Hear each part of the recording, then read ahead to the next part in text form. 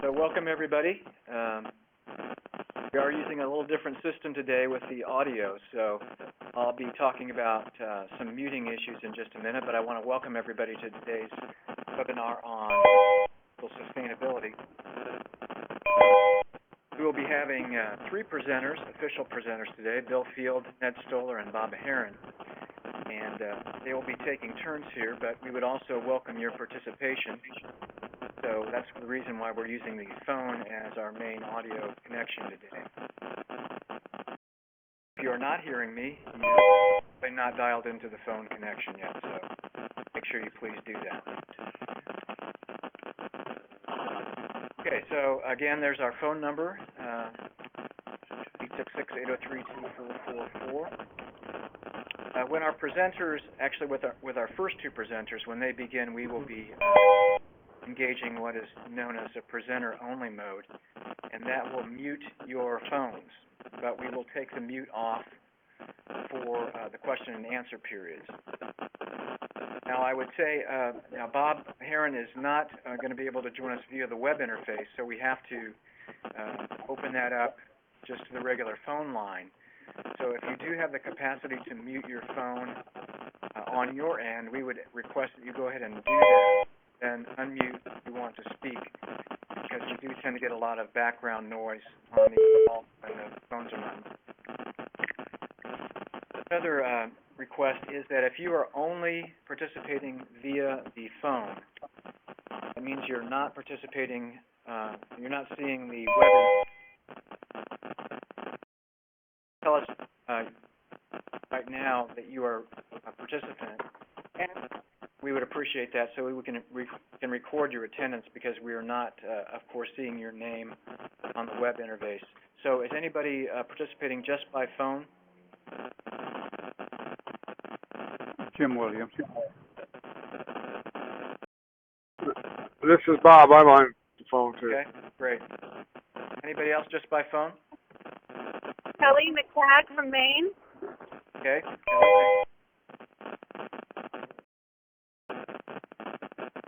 If you do have questions, again, we will be able to take those via the phone, but you may also type those into the chat window as you're thinking about them, and we can address them that way also. I'm going to go ahead and enable the presenter-only mode, so you should hear in a second that your phone has been muted. And Ned, make sure that when you're ready to talk, you click your unmute.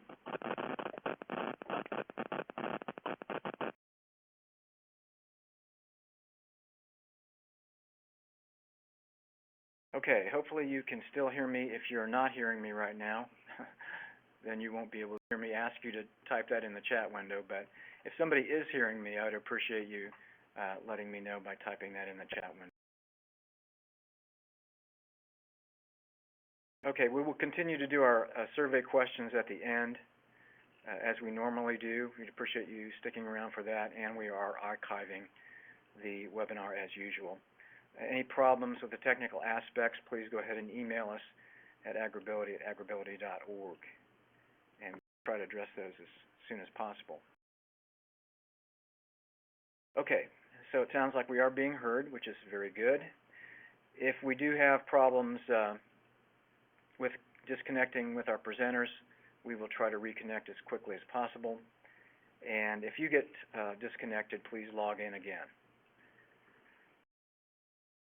Without any further ado, I'm going to turn things over to Dr. Bill Field to begin our presentation for the day. And then we will come back after he's finished for a quick question and answer period, and then move on to Ned Stoller.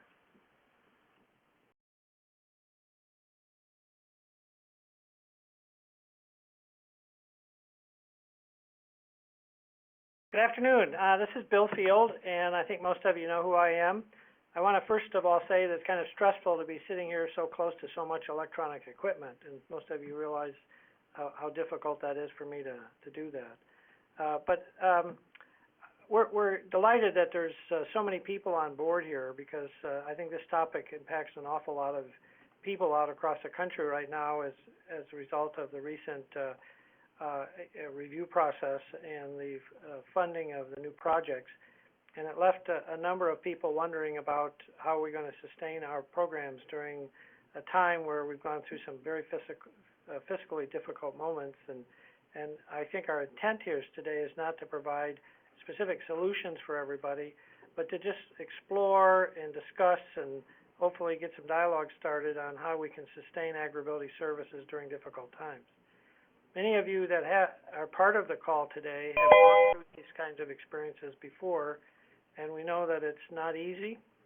We don't want to make light of anybody's difficulties. In some cases, it meant a reallocation of time, and also it may have meant releasing staff, and we know that that's not fun for anybody to go through that. So I think our intent here today is to begin the discussion and provide some possible directions that people might want to take in moving forward in this whole process. So.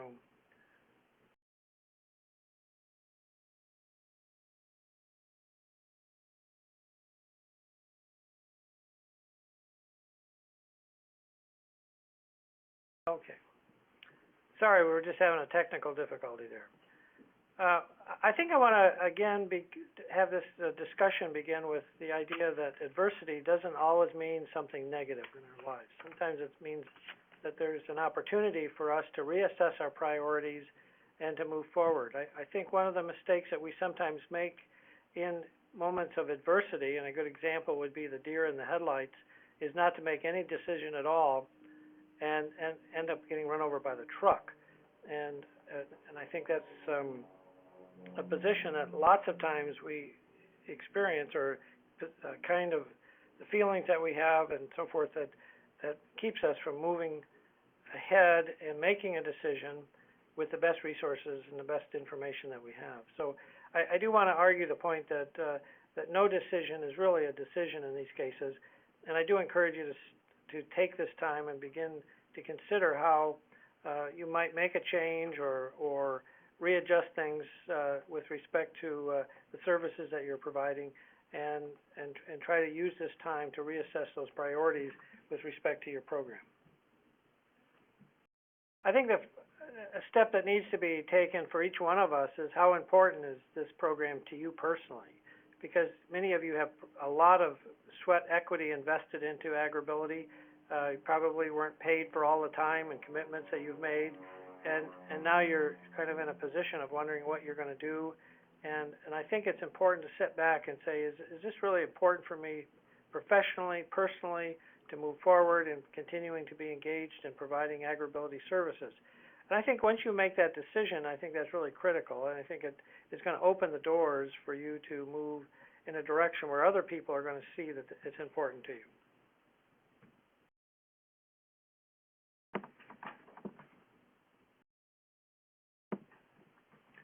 With eliminated or diminished sources of funding, it's become important for all of us to redefine the mission. Trying to consider what are the most important services that should be maintained during lean times. And the bottom line is that we can't do it all. We can't be all things to all people. And once you attempt to move forward in that direction of trying to be the same as you were before with less money, I think it becomes very frustrating and often leads to burnout among your staff and yourself personally. And I think this is an opportunity to, again, back up and say, what is it that's most important for us to continue to being a part of this program, being a part of providing services.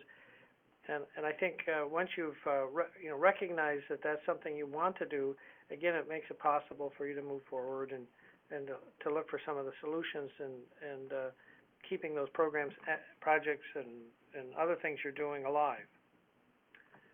I think one of the first steps to do is to do an assessment of all your services and identify those that best fit your current availability of funding, some of your skills, your interests, what your desires are. And it may not be everything that is included in the current USDA RFA.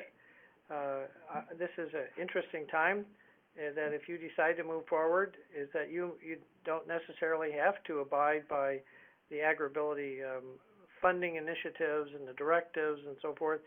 And you may find that the thing you want to do more than anything else is to continue the connection with farm families and to be engaged with them and out working with them, and then you refocus your resources you have into specifically that area. If your interests are more in developing of resources, it may be better to do that. If you currently have a position within the land-grant system or a nonprofit agency, you might be able to tap into those skill sets that you have and continue to work on providing resources in this area if that's an interest of yours. But I think it's important that you focus your mission to meet those areas that you're capable of working in. I don't think it's going to become any more enjoyable trying to move forward in an area just to keep alive and yet not have that personal commitment to having that done. I think another thing is to sit down and look back over the last 3-4 years of what you've done and to identify the most significant accomplishments and develop those into brief impact statements. And I think there's a reason for that in helping to move your package or your business plan or whatever you're trying to develop, your proposal, in front of other people, because I think they're going to look for what difference have you made and how can they reinvest some funding. I think just recently, within the last couple of weeks, we've had some fiscal issues with one of our projects or one of the areas of activity that I work here at Purdue, and we narrowed it down, and the donor came to us and said, what's the most important thing you want to see happen with this project? And it took me a little bit of time to narrow that down, and when I was able to lay that out very specifically to the donor, they were able to come through with a fairly decent-sized gift to allow us to keep that activity going because it was important to them, but it was also important to them to know what it was for us in our prioritizing of activities as to the most important thing that we were doing. I think if you have an opportunity to move forward and you're not restricted by other barriers that might exist institutionally, is that you've got to begin to work on a brief business plan. And I know it sounds strange that some of you might be asked to put the plan together, but we work with a lot of clients with VR, and many of them are required to put a business plan together in order to get VR funding. And it helps VR try to better understand what the priorities of the farmer might be or the client in order for them to receive funding to get those goals achieved. Now, I don't see that as any different than what we might have to do here, is to sit down and say, what's our business plan for agrability staff and for our program and the services we provide? And then once you have that plan, I think you need to take it on the road. You need to visit with your department head. They might review it for you. They might see that as something that they could contribute to or parts of it. I know that when we lost funding one year, we broke our plan up into several areas. One of the things we wanted to keep going was a toll-free line. We started approaching different folks on that within the administration, and we got several offers of assistance. One of them, for example, was just to pay all the costs related to maintaining the toll-free line. And those pieces came together to keep us afloat during some lean times in the past. But I think you've got to take this plan and you've got to believe in it and approach your department head, your director of extension, if you're with a non-for-profit, your CEO, the dean of the institution, key supporters that you have across the state, some of your stakeholders, people that believe in you, and just let them know exactly what your plan is, what your needs are, how much is it going to cost to do this, and lay that out. And I don't think you should be bashful about doing this. If you believe firmly that what you're doing has value, I think there are ways to get buy-in from outsiders that may have the resources to make it happen. I think one of the things we're wrestling with are some of the projects have a gap that they need to fill between when the funding ran out in March or April and when it restarted up in September. I mean, that's 2 or 3 months. We've been there on several of our projects over the years, and we've had to look for ways to bridge that gap. And again, we've gone out and approached within the university, our deans and others, to let them know that we felt strongly about keeping the projects going.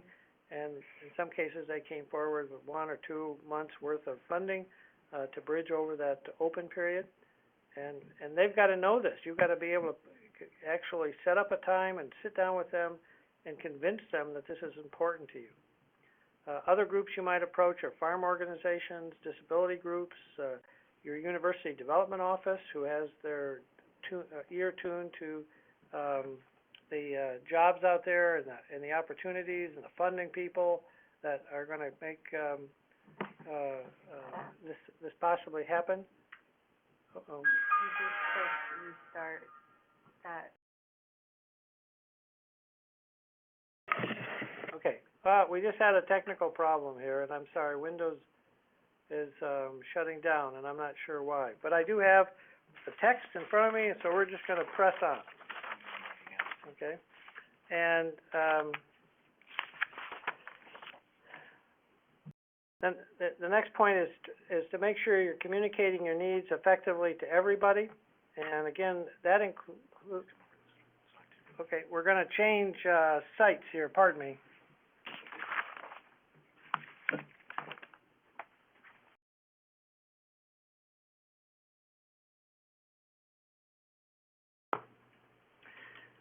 We're back.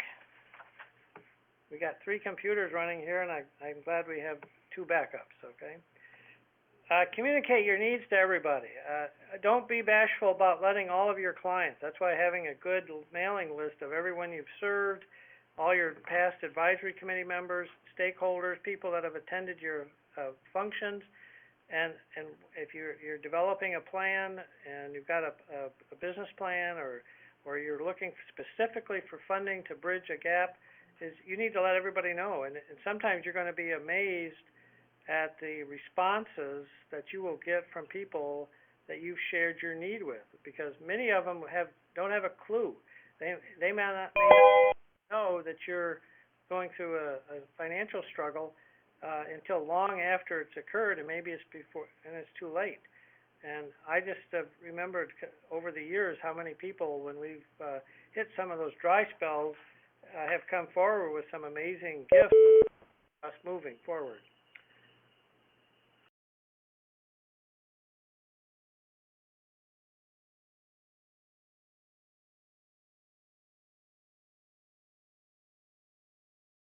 Another thing I'm going to suggest is that you consider as a focus point hosting some kind of a fundraising activity. You're going to have to work in some cases with your non-for-profit administrators or your university development people. We have done a number of these over the years, and for years, I think it was 11 years, I ran a therapeutic horseback riding program, and we had to raise maybe $150,000 a year to make that operate. And we've done a number of things, and it was amazing how a dinner or some event that brought people together resulted in some substantial donations to keep those programs alive. And during those 9 years, we never had to lay anybody off. We just let people know what the needs are. We let the parents know, even though many of them didn't have a lot of funds. Some of them knew other people that could possibly provide some funding. Another group we've worked with over the years has been student groups during times of need, and they've often done some kind of strange things, everywhere from mud volleyball to tug of wars to trampoline activities. And sometimes we again have been surprised by the amount of money that was raised through those activities. And then when you're all done with some of these things, you've got to do an assessment as to what really has occurred here. What's the level of concrete support that's come out of the woodwork to allow you to move forward, and then respond accordingly. And one of the most important things you need to do is to thank everybody for their contributions, and then begin to figure out, at what level can we keep these programs in operation. And it may not be the level that you're used to. Maybe it's a level that is diminished in some way or greatly narrowed. But I think that if you really desire to keep these things going, my experience has been that we've been able to find a way to make it happen. And that's one of the things we've often stressed over the years to all the Agrability staff is the importance of building networks, of building collaborations, of getting lots of people on your mailing list, have a newsletter that goes out to a lot of people that care about what you're doing, and those are the people that are gonna come forward at times of difficulty and help, contribute to make your activities go as far as possible. So that's about what I had to say here today, and there's several points that come to mind that I've got written down here. One is that, if you want to keep operating as an affiliate of Agrability, we see no problem with that. There's no legal barriers that we see. If you want to continue using the name, resources. Number two is that we're here to be as helpful to both the funded and unfunded states. We work an awful lot with groups in unfunded states to build a critical mass, to maybe encourage them to consider going after Agrability funding. We've done workshops. I know we've been really working here in the last few weeks in Florida, trying to develop an event there. It's not going as well as we'd like, but we are beginning to identify people within the 1890 system and the 1862 system extension-wise, and trying to figure out who the movers and shakers are. So we're open to working with you in any way we can, even as an affiliate. And then a couple of other things that might be of interest, that if you currently are a funded project and it's ending because of being defunded or whatever, I think it's really important to bring closure to that. I know that my experience in the past of being a reviewer and so forth, that there are projects that were not refunded and people were either frustrated or angry or whatever, and they walked away and never brought closure to those projects, and that really became hurtful to them in seeking future funding because they didn't turn in their final reports and didn't, bring closure. And so I encourage you strongly, if you have a current project and you're coming to an end to it, to invest a little bit of time in bringing that to a close and reporting the services you provided and completing the necessary paperwork, because somebody's going to be checking that off as having been completed, and you don't want that to become a cloud over your future proposals that you might be submitting. Turn it back to Paul, who will introduce. Going to open for questions. Oh, any questions? Yeah, I think that's our next one. That's kind of a discussion here, and I'm open to any thoughts or suggestions or corrections at this point. We'll go ahead and unmute the phones for now, and if you have questions, feel free to go ahead and ask those verbally if you'd like.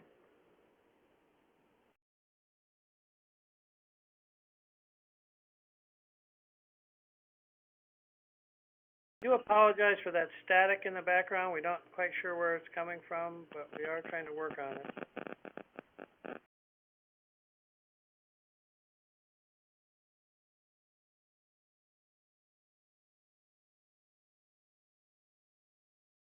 Any Yeah, questions? Bill, that's Rod Peterson in Nebraska. Yes, Rod. Is the USDA funding out of Washington, has it remained at the same level that it has been, or is the current farm bill that's being discussed affecting that in any way? Well, Rod, that's an excellent question, because we've handled an awful lot of calls here in the last couple of months on that same question from the media and from others who are interested in Agrability. Everything that is coming out of the federal government, from the Defense Department to SNAP to Head Start programs, everyone is taking a cut because of the sequester, because of the the struggles that are going on in Congress, and we've heard all kinds of rumors.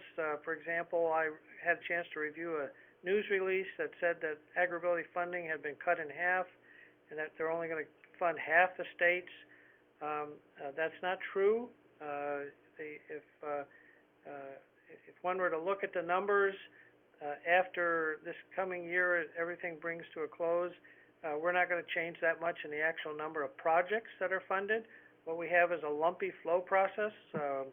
We had a lot of projects coming up this year for renewal, and only a limited amount of funding available because of that lumpy flow. Next year, we're going to have something in the neighborhood of 14 projects that are going to be refunded if the funding just stays level.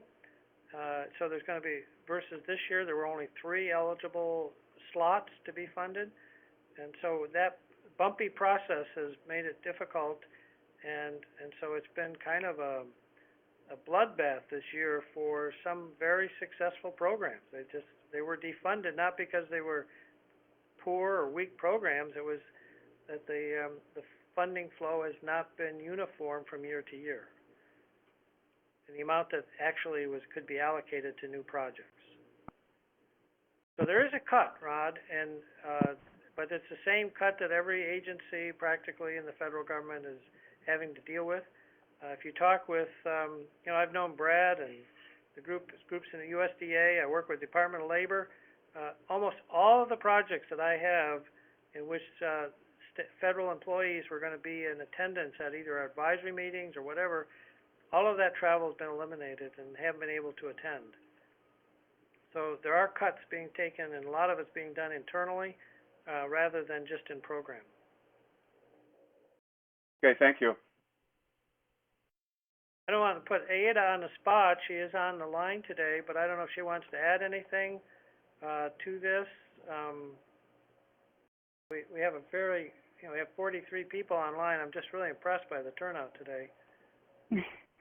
Hi, Bill. This is Aida. I don't know if you hear me and the others.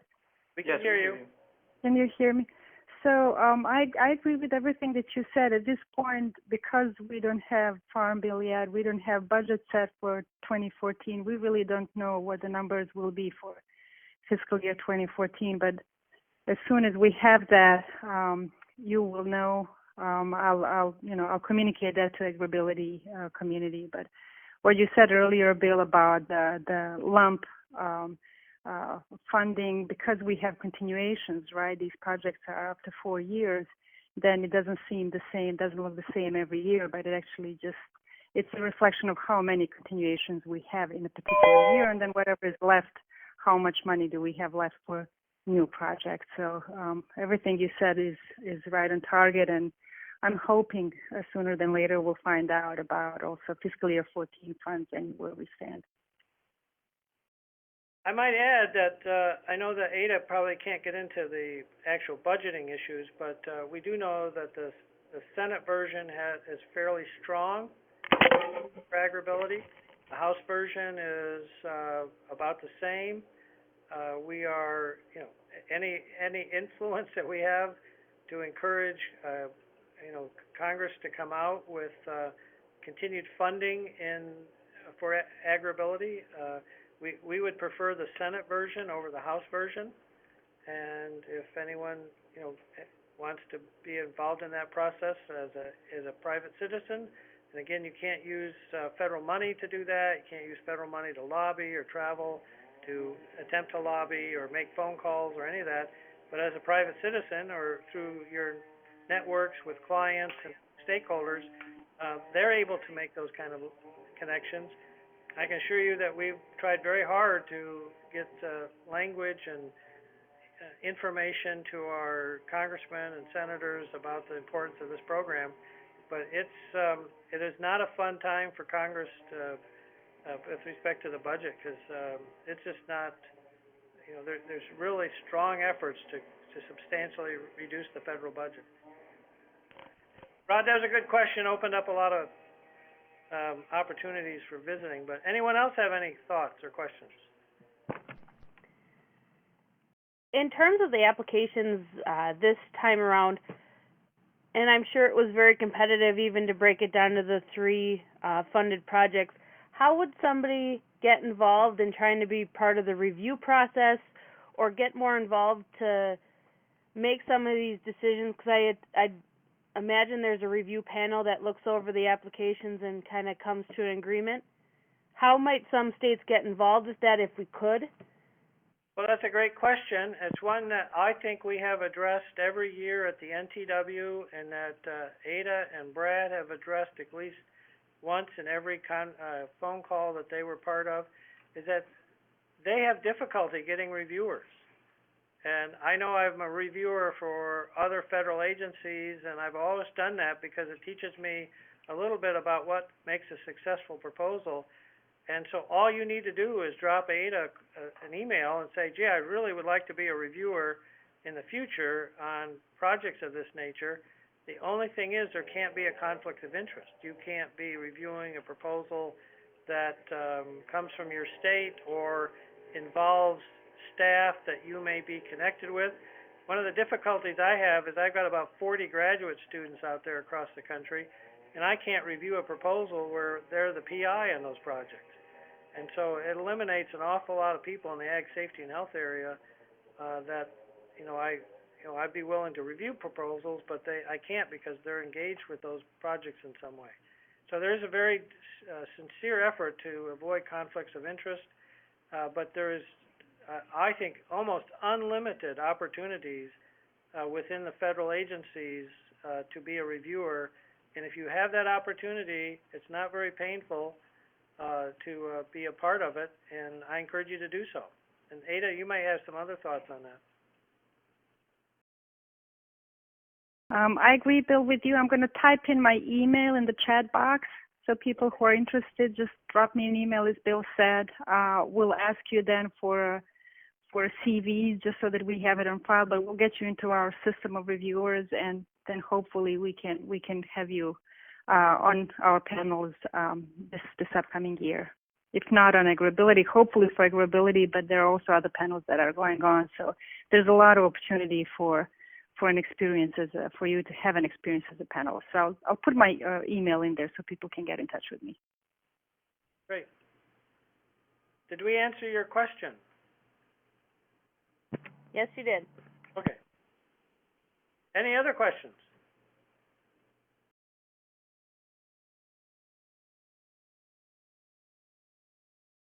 Okay, we're going to go to Ned.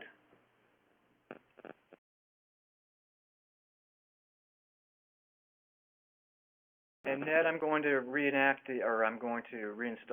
institute the lecture mode, so you make sure you're unmuted, please.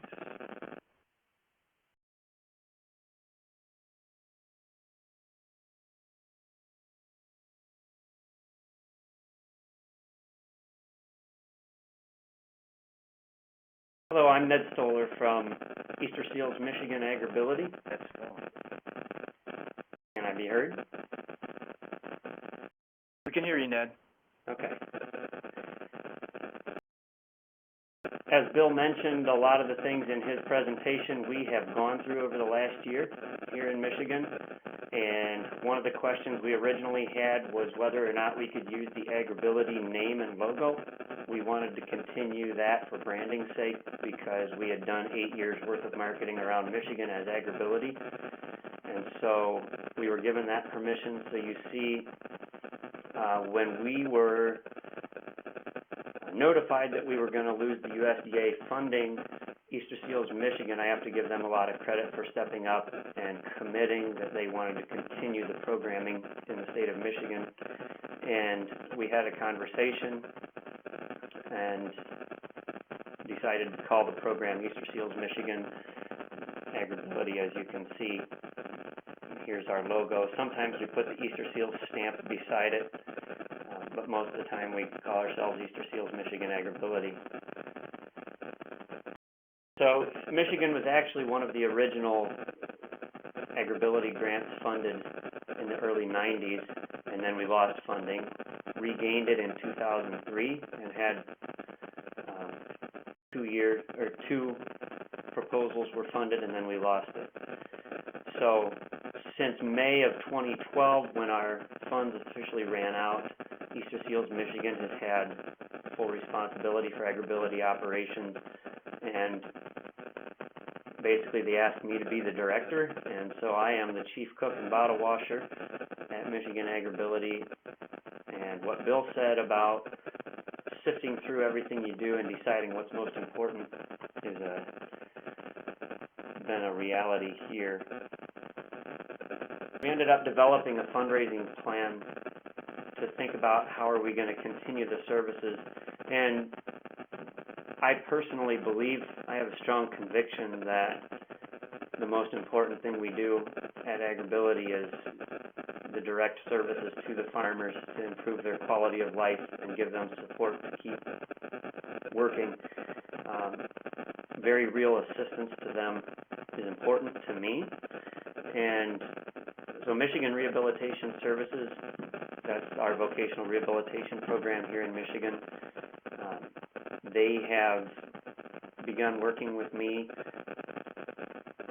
paying for the on-site assessments and also continuing to pay for assistive technology. We have a special system here in Michigan that they have a special fund specifically for farmers, and so donations that are given to Michigan Rehab Services through Easter Seals, Michigan, actually get the federal cash match increased by 2.7 times. And so we've been able to give a $10,000 donation to Michigan Rehab Services each year, and that ends up being over $30,000 worth of assistive technology in addition to the general budget that Michigan Rehab would have. So that's been a great blessing going forward here. I'll just go down through these 7 points. It's been a lot of work, and I actually have been able to get a helper through the Area Agency on Aging. Her name is Jenny Smith, and the Area Agency on Aging actually pays her wages to work for us as a nonprofit organization. We are giving her training in computers and Excel and Microsoft Word and things like that. In return for that, she is developing a mailing list for us of agricultural businesses who we are working on developing a relationship with. Right now, Jenny has 326 agricultural businesses in Michigan on that mailing list that we are asking to help support Agrability. So, we made some mistakes. Can I talk to you about my mistakes? A year ago, when we first started this process, we sent out a letter, the very first letter to these companies. I sent out about 50 letters, and we asked for money, and we asked for a lot of money, and we turned off a lot of companies. It was a mistake. Nobody was replying. When I called people, they were just not interested. Couldn't even get a conversation going. And so we had to back up. I talked to the Easter Seals fundraising people and others, and we decided to take off the request for a certain dollar amount from our correspondence with them, and instead just have a congenial conversation with all of these agricultural businesses, asking them to help us with marketing and outreach since we no longer have federal funding, and gently suggesting that if they want to sponsor us, we'll put their logo on our website and give them some good press, etc. And so we're hoping that that is going to start to bear fruit. We really believe that this is going to be our long-term stable funding stream. It just takes a long time and a lot of work to develop those relationships, but out of 317 companies, and Jenny's not done with the list yet, if we can get just a few of them to be committed supporters, it'll go a long ways. Michigan Farm Bureau has been a supporter of Agrability for many years.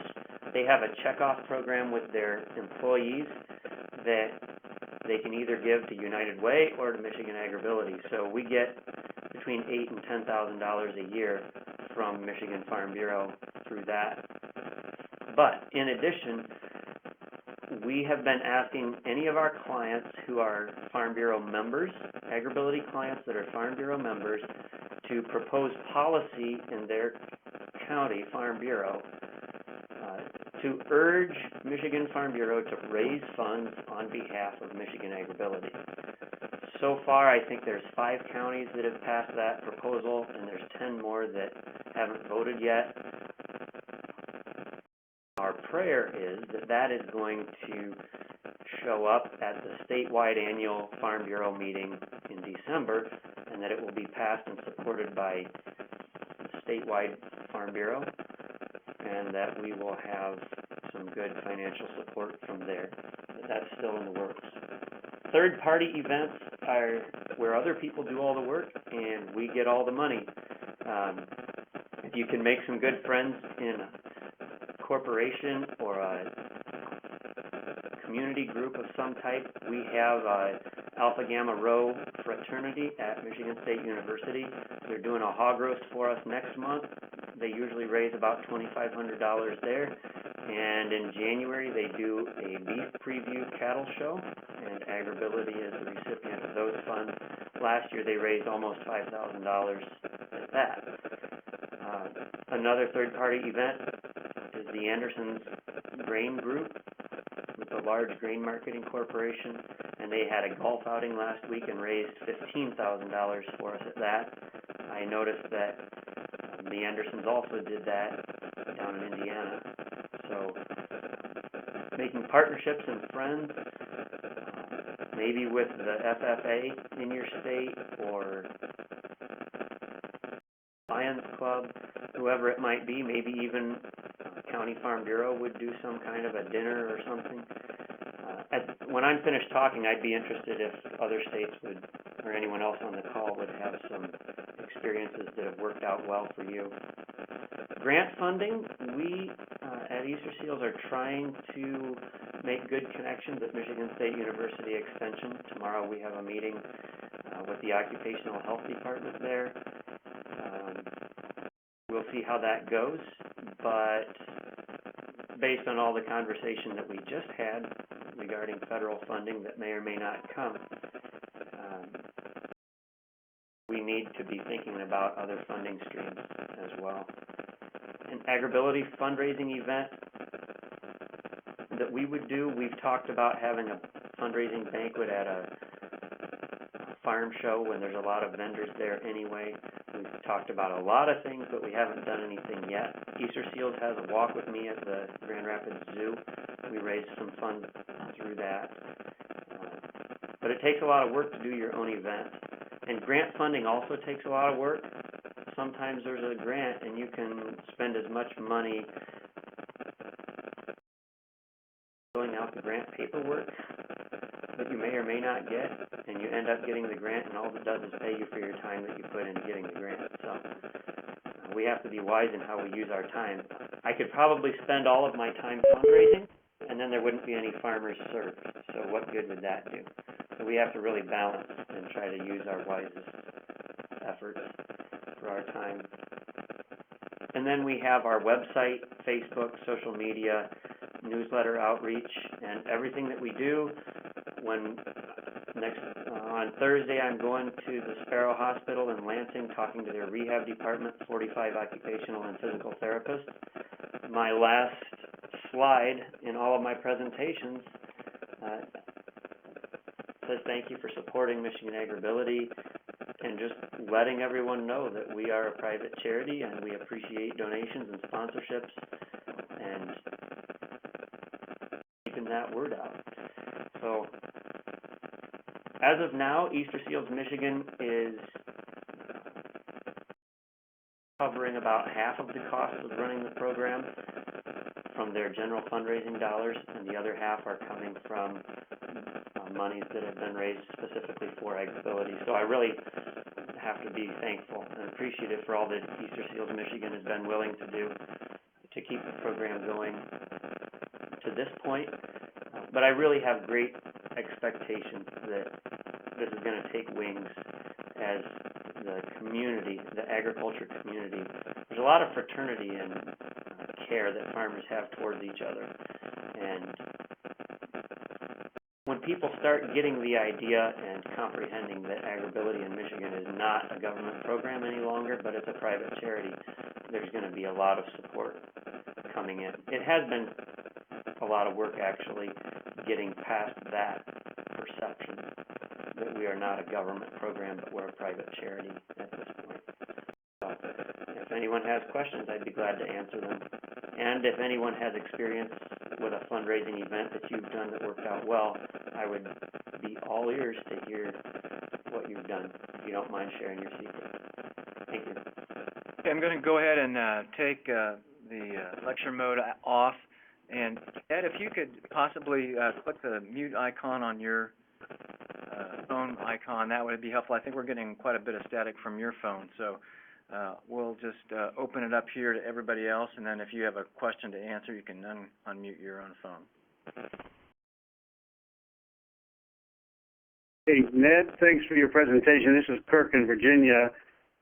Couple questions. To what extent is Michigan Easter Seals providing other kinds of support? You said you're the chief cook and bottle washer. Are they providing other administrative support and assistance and with web pages and all that kind of thing? And the other thing, is your budget comparable to the same amount you were getting, we would be getting as grant money from the USDA? Easter Seals Michigan is not providing very much other support, a very small amount. And our budget is 1/3 what it was under the USDA, about $50,000 a year. And we served last year, we served more clients than we ever did previously, with 1/3 the dollars. Thank you.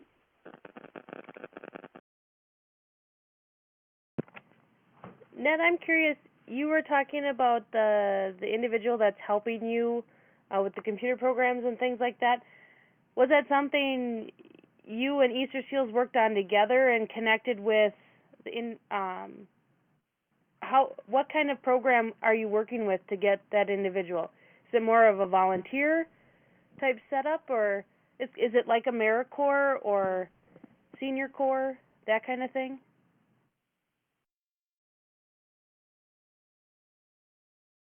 Yes, that's what it is. She's like a volunteer for us. It's through the Area Agency on Aging, so it would be similar to AmeriCorps or Senior Corps. And Easter Seals and I work together to set that up. Ed, this is Candy from Colorado. I was wondering, when you talk about served and that you serve so many more, what constitutes served and how did you go about that?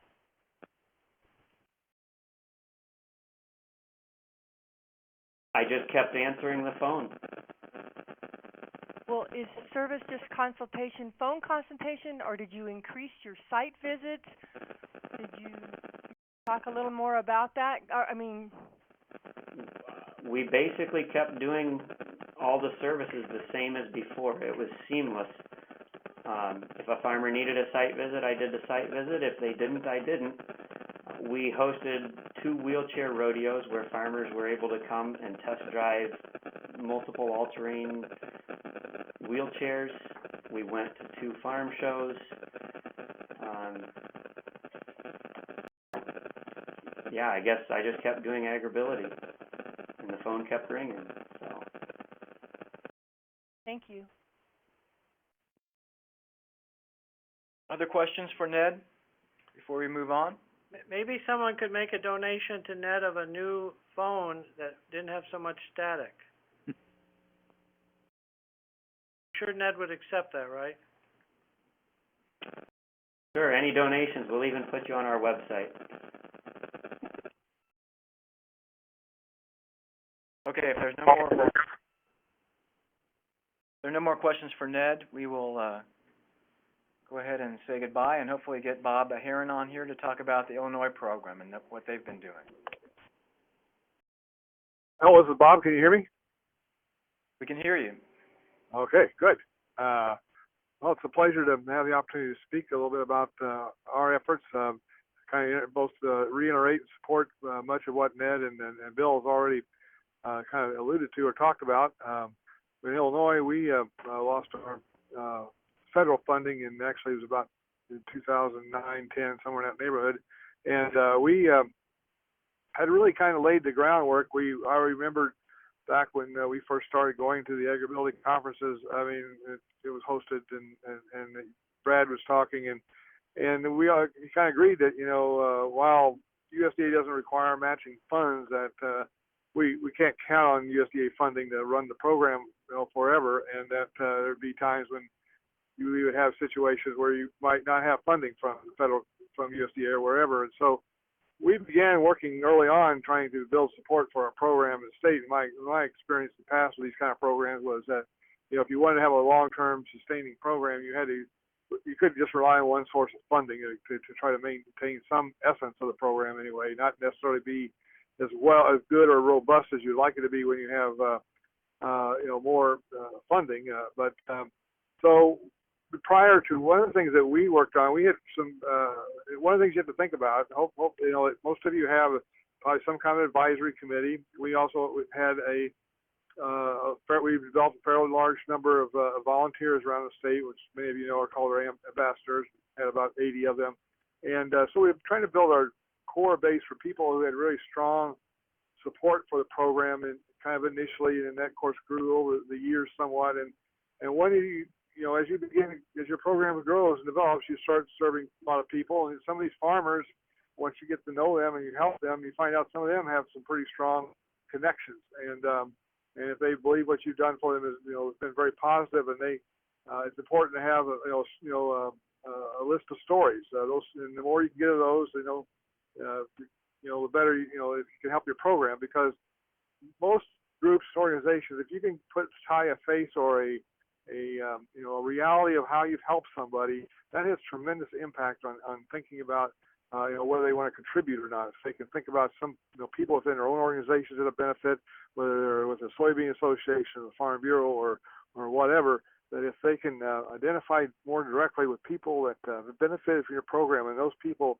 are willing to stand up for your program, we can't make them do that, because under IRB regulations and so forth, you can't make anybody divulge their names, and you're serving them like we are with agrability types of services. But most, not most, I won't say most, but many are willing to do that. They understand the value that programs have in them and how it can benefit others, and willing to share that. So what I'm trying to say is that when you think about your program, think about the people you've helped and have benefited, and maybe if you haven't, you want to make sure you're talking to them, and you're asking if they're willing to help you in some way to try to make the program understand the value of this program to farmers like them, and many of them will help with that. And then you reach out to the people that have supported the program. We began early, as I mentioned before. We lost our funding. Even we had some political support from some legislators who had for farmers, and who people were disabled, and we were and all that. And we had a law passed in Illinois. This was before we even had lost the funding, and this was happened in 1984, I believe it was. Not in 84, I'm sorry, in 2004, where we had it was passed the Illinois Agrability Act, which basically provided the ability, the ability for the appropriations. It was an act, so it wasn't any funding. It was an act, but it allowed for mechanisms to support financially for the state. And so the first year we got $1, just because that's what they gave us to just because to keep the funding, keep the act active. And then it was in the second year we lost the federal funding, and so we went to our partners, and they said, well, we've got this act, and we'll talk to the legislators, and they funded the program at the same level we were getting from USDA, $180,000 for 2 years, and we were hopeful it would go longer than that, and they did too.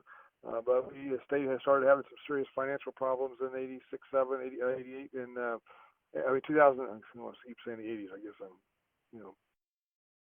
back in time here myself mentally, but 2008 or so, and we lost our funding from the state. But the issue of the state is that they still we have a lot of support there. We came very close to getting funding this year. Our state's in a terrible financial situation. We were down to the last hour of getting the appropriations dropped out of the budget. The Farm Bureau president, he was a big advocate for getting funding for us, and he told me the day before the governor was going to release the budget that he'd gotten a call from one of the staff members saying the agrability program was in the budget. Then 24 hours later it wasn't. But so it doesn't help us any financially, but it makes us feel good, I guess. But anyway, beyond that, we have funded our program. We're like Ned. We dropped down to about a third.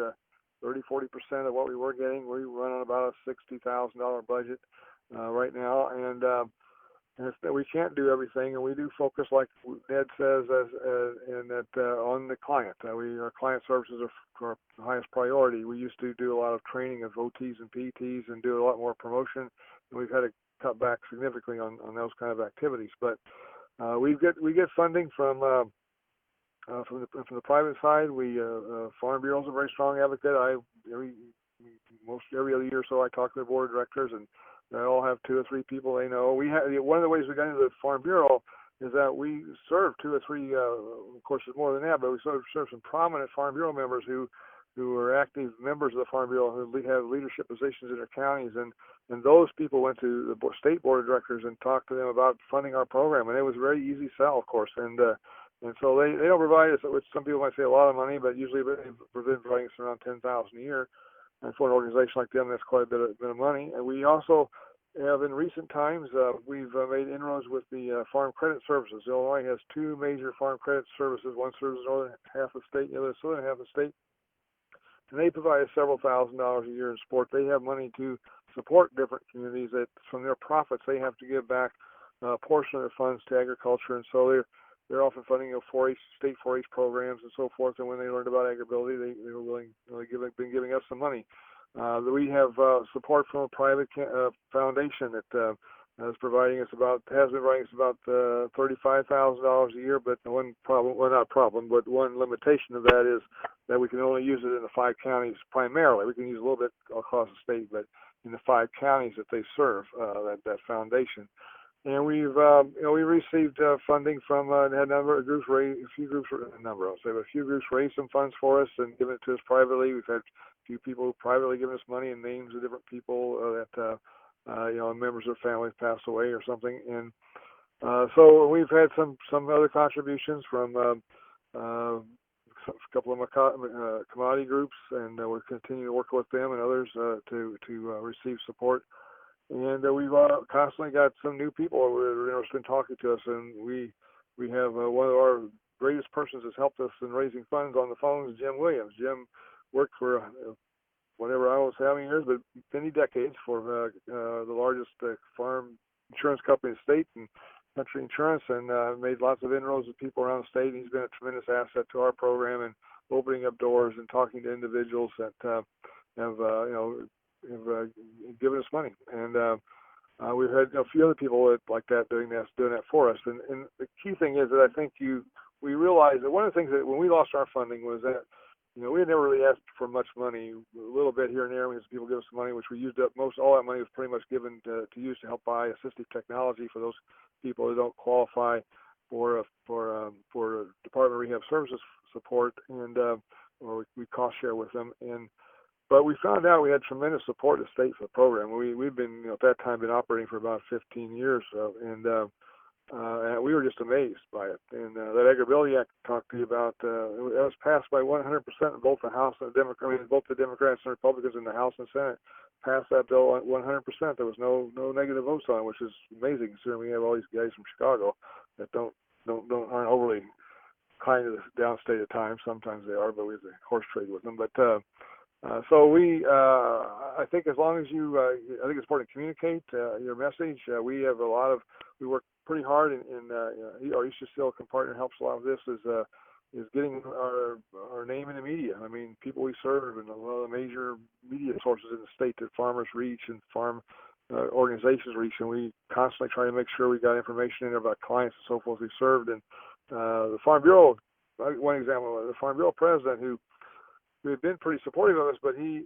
said he saw 2 articles that really touched him. A young farmer we'd helped that was 18 or 19 years old, had broken his back in a swimming accident, and we helped him continue farming because that was his desire, and help his family keep farming. They wanted to turn the farm over to him, and he said that really touched his heart, and that made him, really go to the governor, get on the carpet for us and push our program with the governor's office. And so you never know how things will touch people, and you just have to kind of keep at it. And as Ned says, it's always important to thank people for their contribution and help with us. And a lot of these groups, one foundation doesn't want their name associated with the amount of money they give or whatever. They don't mind being mentioned along the line in different areas.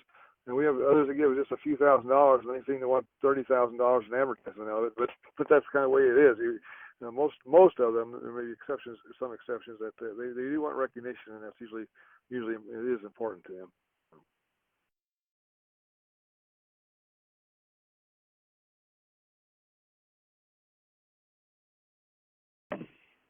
Thank you, Bob. Well, I really appreciate your comments there, and we're coming to the end here. We've been online about an hour, but if there are some questions or comments, we'd sure like to hear from you. I think the examples we've used here of Ned and Bob are not unique. There are some other projects that have been able to weather some difficult times, and we just had time enough to pick these two great examples. And I know that I, in Indiana, have even benefited from some of the work that the Illinois Agrability has done. Bob probably doesn't know this, but we got a check one time from an Illinois farmer who didn't know when he, well, actually it was from his family. His family got together and they were touched by Agrability and looked up Agrability, and they sent us the check. So I've never talked to Bob about how to make that right with him, but people are. Well, you don't feel guilty. I give you how it feels. But I think people are moved by what we do, and we ought to capitalize on that. That we do touch people's lives, and it does make a difference. So, any comments, suggestions?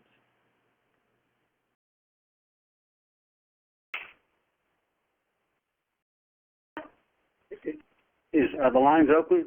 Yes, they are. Is this webinar going to be available both visual and audio? If the technology works correctly, it will be. Okay, good. Thanks. Except Bob's face won't be on it because he's talking on the phone. Right.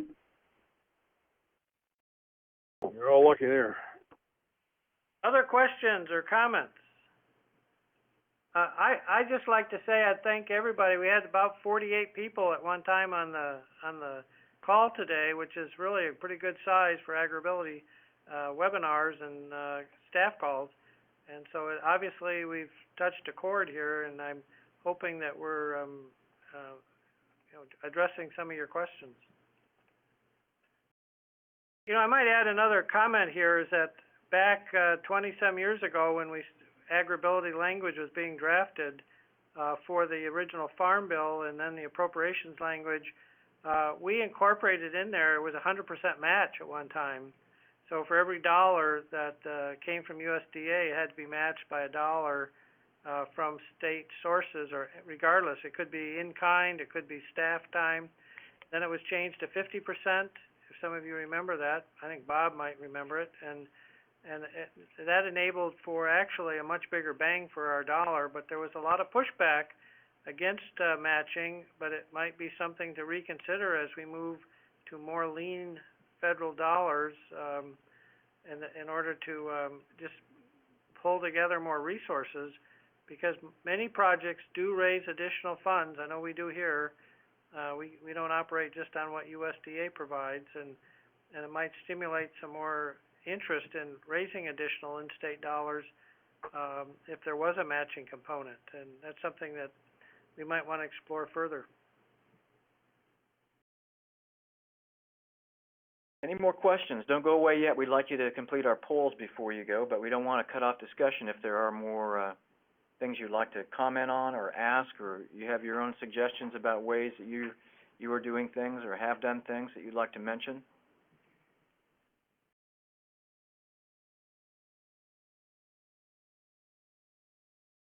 Okay, well, if not, we will go ahead and do our four poll questions for those that are participating online. Is anybody else participating just over the phone that has not announced themselves yet, so we can record it? Yeah, Candy Leathers is on from Colorado, and I didn't get registered. Okay. Does somebody else mention their names? Okay. Our four poll questions are the same as always. We're assuming that basically everybody is, well, almost everybody is an Agrability staff member, but some are, we know, are members of advisory boards or other similar organizations, if you'd like to let us know who you are, we'd appreciate that.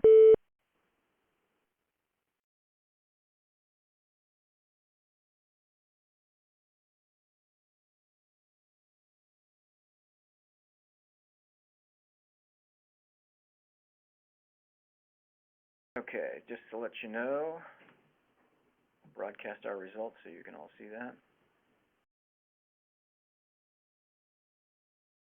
And the next poll question asks about the information that was shared today, whether you felt that it was valuable to meet your expectations. If you could go ahead and fill that in, we will broadcast that in a minute.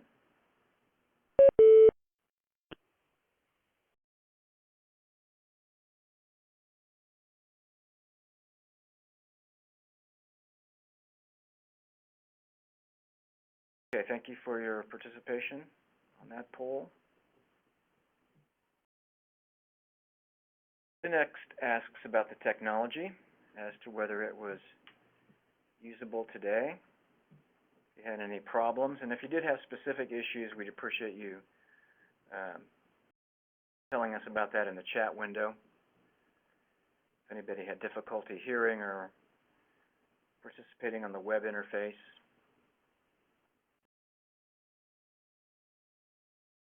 That.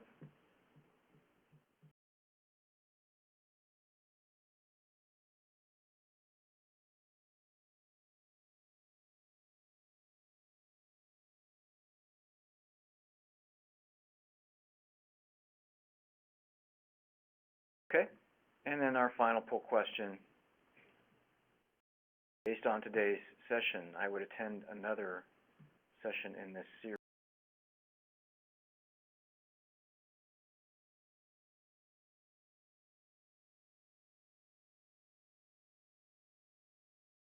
And while we're discussing that, it looks like the next webinar will probably be in November or the end of October, and we're anticipating that will be about arthritis and animal handling, livestock handling. So that's the next topic on the agenda for our webinar series. Okay, thanks for participating on our polls. Are there any final questions or comments before we let you go for the day? We're a few minutes late, but I think we had some good discussion.